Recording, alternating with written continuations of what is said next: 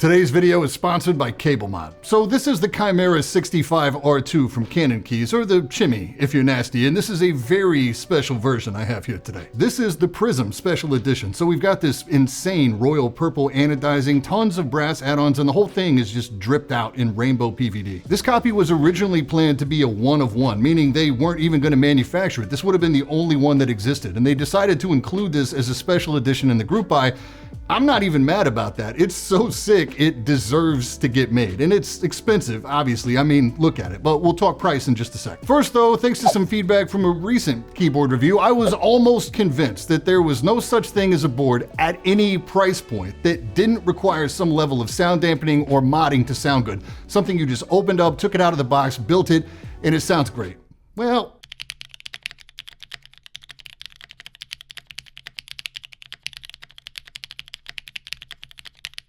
that's no dampening, no foams, no PE sheet, no polyfill, no tape mod, no force break, no kinetic sand. That is plate, PCB, chassis, and stock factory lubed Red Jacket V1 switches. And that right there is why Cannonkeys made such a bold choice with this R2, and one that I seriously applaud. There's been this trend in customs over like the past year or so where studios are doing something different just for the sake of doing something different. We get super thin PCBs, flex cut PCBs, whatever this was supposed to be, meme plates that are skeletonized, not with the Chimera. This is proven fundamentals executed very well. That's why we can have this board hit as an R1 in 2018, and then the R2 launches in 2023, and it still hits because the design cycle in customs is moving back around towards stuff that just works. Of course, there's an opposing viewpoint there where somebody would have wanted to see some more innovation in this release, but I really like the idea that if you didn't get the R1, you can get the R2 and it's not going to be compromised in any way versus the original,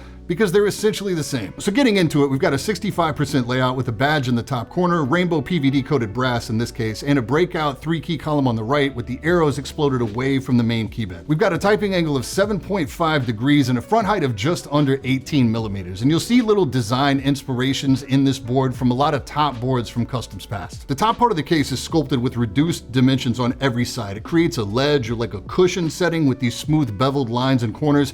A lot of CNC work going on here. The back piece is swappable, and this is also rainbow PVD brass, where the standard and PC versions will have aluminum here. I have to stress that this is a pre-production prototype, so even minimal stuff like this will not be seen in the final. Side profile, we've got some nice curves. These are really handy for picking this board up and moving it, because fully built, this version weighs in at just under 5 full pounds or 2.26 kilos. On the underside, we have 4 recessed screws in the corners, places for standard bump-on feet, plus the weight and the crest. The crest is engraved aluminum, the weight is brass. PVD here again on this version, but the standard aluminum builds will all include a brass weight, and the polycarb versions will have an aluminum weight. So on the chassis alone, we have 6 different CNC'd components here. There is no simple geometry going on, and for me, it all adds up to an aesthetic that's really impressive. On the internals, we have an FR4 universal plate that does support ISO, split left shift, and split backspace. There is support for 7U Spacebar as well, though my hot swap PCB only supports a 6.25U. The kits all come with the solder PCB standard or a $10 upcharge for a hot swap PCB. I am building with hot swap today, so we can listen to a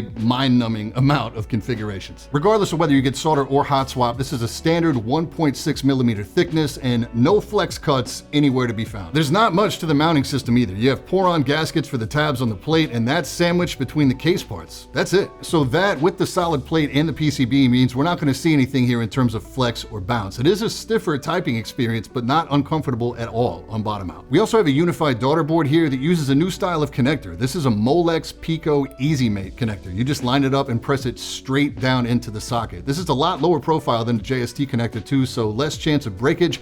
I expect we'll be seeing a lot more of these in future months. The kits don't ship with any foam standard, but you will be able to add on a foam kit if you really want. They'll have plate foam, case foam, and a PE sheet. I really tried to find the perfect keycap set for this purple. I didn't want to run something as on the nose as Mecha 01. I didn't really feel like it fit the vibe of this board anyway. The purple gradient set that you're seeing is from Key Kobo. It's a Art Life set. It sadly didn't reach minimums enough to run in the United States, but I will leave a link in the description to some overseas vendors I found. Throughout the video, you'll also see PBT spellbook as well as monokai material. The full purple mono sets like Meadowlet or Serenity weren't really hitting for this. I would really like to see this with like GMK Froyo or Future Funk Light Bass.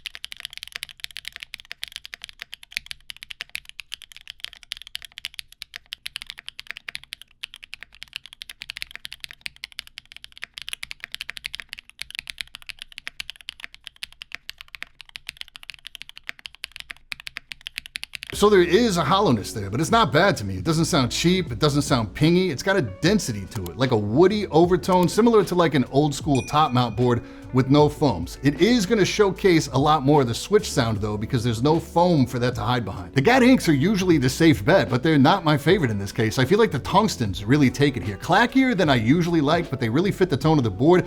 They sound really lively, really energetic. My own tactiles from JWK take second place for me, and they are almost back, by the way. We're just waiting on the final R2 prototypes to start testing. The red jackets surprisingly sounded a lot scratchier to me here than they did in the QK65 I originally had them in, and that really speaks to how foam and keyboards can smooth over a lot of sins in the chassis or the switches. Adding in the foam gives us pretty predictable results. The case foam only is probably my favorite. When you get the plate foam and the case foam in there, you start to slide toward that marbly sound that we normally associate with foamy boards. It starts to accentuate certain sounds in the switch and completely dull others. Adding in the PE foam with the other two foams is the fastest way to make a top tier board like this sound like a $200 board. I'm not a fan of all the foams in there at all, but sound is completely subjective. So if you heard something in there that you like, you want to do some acoustic tuning, you should probably just spring for the foam pack. A board of this caliber could really use a custom cable to help set off the aesthetic, and I'm a really big fan of what they're doing over at CableMod. I've been doing this a while, and this is easily the best configurator I've ever seen. It does a great job of walking you through what can sometimes be information overload. Don't get it twisted though, there are a ton of options here, not only in their dual sleeving and their new mod match sleeving, but you also get a ton of color choices for the quick disconnects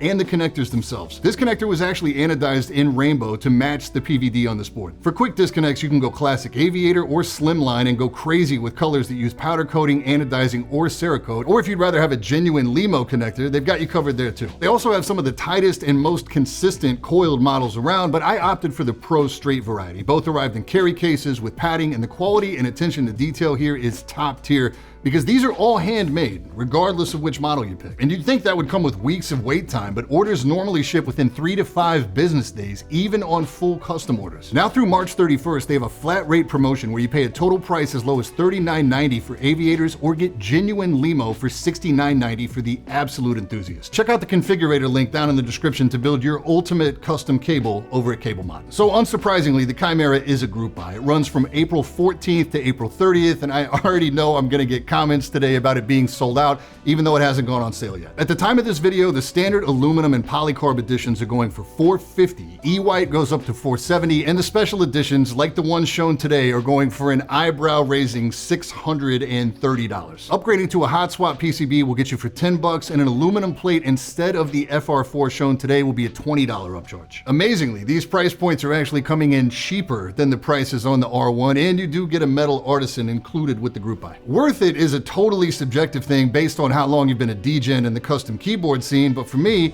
yeah, there's a lot of complexity here. There's a lot of CNC work. The aesthetic here is beautiful, and this board sounds exactly how I would want a keyboard to sound without any modding or tuning. For me, it's a top tier board, no question, but these days there are cheaper ways to accomplish the end goal of just having a 65% custom on your desk. If you want a bouncier or flexier build or a different mounting system, that's out there too. I'm sure people are gonna ask me about the Envoy too, given the much lower price point, but I actually haven't got my hands on one of those yet. So that's a wrap on the Chimmy R2. Showstopper good looks, solid execution of design fundamentals, and a board you don't have to mod or tune to make it sound great.